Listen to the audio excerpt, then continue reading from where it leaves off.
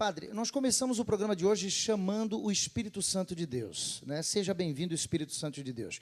Lá em Efésios 6, nós sabemos que Paulo nos alertou que a nossa luta não é contra homens de carne, mas contra principados e potestades, ou seja, há uma guerra espiritual. A gente trouxe aqui o psicólogo para a gente entender essa parte humana, antropológica, psicológica, da alma, dos sentimentos, mas há também esse lado espiritual. Assim como existe um demônio, até com um nome específico na Bíblia de Asmodeu, existe algum espírito maligno, a pessoa pode também estar sendo envolvida por um espírito maligno e seduzida por ele para cometer um suicídio, por exemplo? Tem que ter essa visão?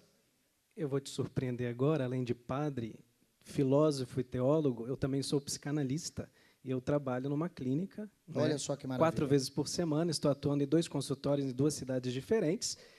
E a gente tem também tentado orientar a pessoa para uma sanidade mental, né? Não matando os demônios totalmente, porque isso talvez essas imagens que a pessoa traz consigo da sua história deve ser respeitada e pode nos ajudar a uma compreensão também de uma análise psíquica, mas depois, ao longo do programa, nós vamos colocar alguns dados que nós temos verificados, e eu tenho estudado atualmente a sistêmica familiar, que tem muita coisa aí dentro da própria história da família, que nós podemos também titular como um demônio. Na Sagrada Escritura, o diabo, ele é uma palavra grega que quer significar toda e qualquer divisão. E o demônio, na Sagrada Escritura, quer nos significar quando Jesus expulsava uma doença. Então, o demônio estava atribuído... O senhor está dizendo que o demônio não existe, é isso? O demônio existe. O demônio existe. Só que tem outros nomes? Como é que é isso? Explica para a gente. Ele tem uma significância na linguagem teológica que nós podemos atribuir à pessoa do demônio. Ele vem atribuído com uma doença. Então, todas as vezes, eu posso dizer que uma pessoa vem dar um ataque epiléptico diante de mim, depende da linha que eu vou analisar aquela situação, né? O psicólogo está aqui, provavelmente, se ele for analisar essa situação, ele não vai falar que é um demônio que ali está. Mas é interessante, porque no CID-10, Classificador Internacional de Doenças, existe um campo para possessão. Então... Porque, assim, nem tudo você não consegue colocar Deus no microscópio. Sim. Mas e nem o diabo. Uma coisa que eu aprendi na faculdade é assim, é muito interessante. Às vezes, na teoria, não existe Deus nem o diabo, mas na vida real existe. E você lida com a vida real. Então, você tem que olhar sob uma ótica realista. Então, nós estamos no século XXI, século da informação, onde muitos modelos saudáveis caíram. Porém, quando a gente olha para a gente mesmo, a gente é imagem de Deus. E eu costumo dizer, Deus nos deu 2 questões, e a ciência, Diego, não precisa brigar com a religião. Pelo contrário, se você olhar direito, a religião ela não contradiz a ciência. Com certeza não. Inclusive, o Papa João Paulo II diz que a fé e a razão são 2 asas que nos levam para a contemplação. E a gente, inclusive, no programa, ao invés de a gente fazer essa divisão, a gente sempre procura trazer gente de diversos campos exatamente para poder dar várias visões. E é claro que existem inúmeras interpretações teológicas e bíblicas, inclusive, por exemplo, na psicologia tem mais de 400 linhas. Eu não sou adepto da psicanálise, vejo uma linha mais existencialista, eu não sei que linha que é você, o padre citou uma linha, então cada um vai ver de um jeito. E eu acho que a verdade é vista de um ponto, cada ponto de vista é visto de um ponto, mas... existem verdades que são universais. Que verdades são essas? Muitas e muitas verdades, e é essas que a gente passa aqui, porque o programa é um programa confessional católico. Então, a gente faz questão de trazer padre aqui, que fez teologia e que fala isso também para a gente. Então, é o seguinte, quando eu citei Paulo, eu quis dizer, padre, a gente vai abordar vários aspectos e podemos depois desdobrar.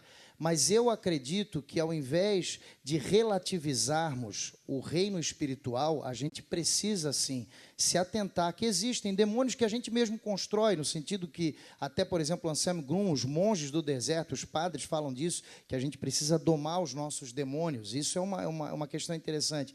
Mas existe, sim, o diabo e a gente precisa ter essa visão espiritual. Inclusive, há muitos escritos dos próprios papas, até do Papa Bento XVI, por exemplo, há uma frase do Papa que eu levo muito comigo, que é: a igreja existe para impedir o avanço do inferno sobre a terra. E não pensa o senhor que eu tenho uma visão radicalista, viu? Até eu acredito que a gente pode discutir, a gente pode conversar, mas a existência do diabo e de Deus é um fato.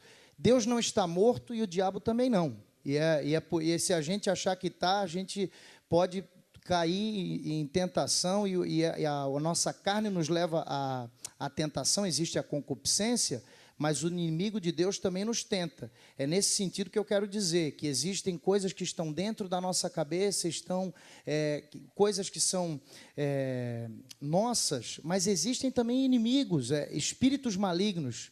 Eu falo isso e testemunhando também, porque eu fui seminarista há 6 anos e me fiz filosofia, mas a minha filosofia ficou no chão quando eu fui no encontro internacional com o padre Rufus, e várias possessões aconteceram na minha frente.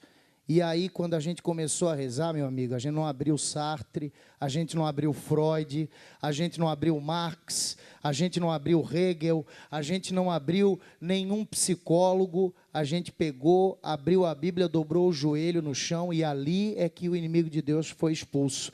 Agora, é claro, até em casos de possessão, a psicologia nos ajuda, porque tem muita gente que é meio louca. Você vai ver, eu estou possesso, vai ver, a pessoa está louca, não está possesso. Não, são coisas distintas, é verdade. Às vezes, você falou, tem demônios dentro da gente que a gente mesmo constrói. Agora, nem todo caso, porque a possessão demoníaca é uma coisa séria, não é uma brincadeira. Nossa, e muito séria. Tanto que não se deve brincar com isso. Eu aprendi uma coisa na minha vida prática, que é assim: nunca brinque com o mal, porque ele é perverso demais, e nem desdenhe do bem, porque é a verdade absoluta. E você é afastado disso, você não é nada. Às vezes o ser humano ele rouba uma coisa que não é dele. Quando Moisés perguntou para Deus como ele se chamava, ele disse, eu sou. E o ser humano rouba muito isso. Então, eu sou melhor motorista, eu sou melhor isso, eu sou melhor psicólogo, melhor... Aí ele comete as maiores loucuras do mundo, porque esse título não é nosso. Eu sou é ele. Nós somos o que ele permite.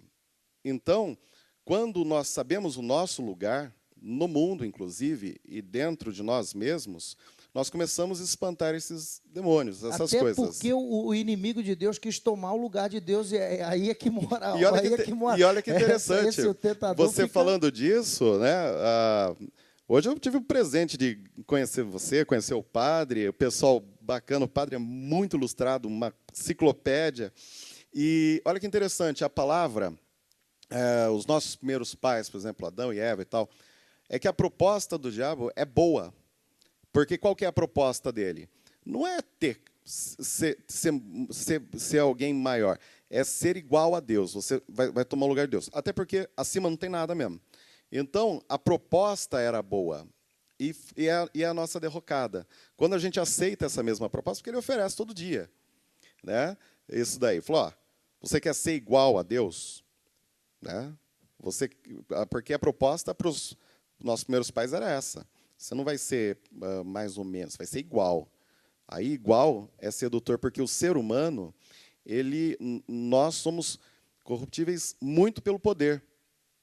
O poder é algo que seduz mais do que a cocaína. A gente vai falar sobre isso, sobre suicídio, sobre orgulho. Talvez até a pessoa que é muito orgulhosa acaba cometendo suicídio porque tem uma cobrança muito grande, se pune demais, né?